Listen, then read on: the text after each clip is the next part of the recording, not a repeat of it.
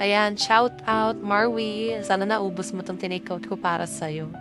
Ayan, bilin kasi nila Kuya Ethan at saka ni Kuya Brian yan. So, sana nabusog ka, Marwin. Hindi ko ininda yung yung tingin sa akin nung nasa nagbibigay ng pagkain para lang sa'yo, Marvin. Ganun kasi kita kamahal. Alam mo yun? Pati nga si Yuan, sinasabihan na ako ng baliw eh. Pero anyway, ayan. Buo ng araw ko kasi nakiuwian ko kayo ng takeout nyo. Siyempre, hindi ako magpapauli, nag-takeout na rin ako. Ayan nga eh, sa anak yan nila Ate Maggie. Diyos ko, perfect tayo magkakasama mga neng.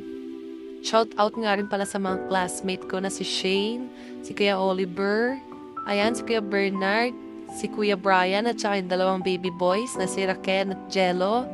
Ayan, panigurado naman ako na nabusog tayong lahat dyan. Sana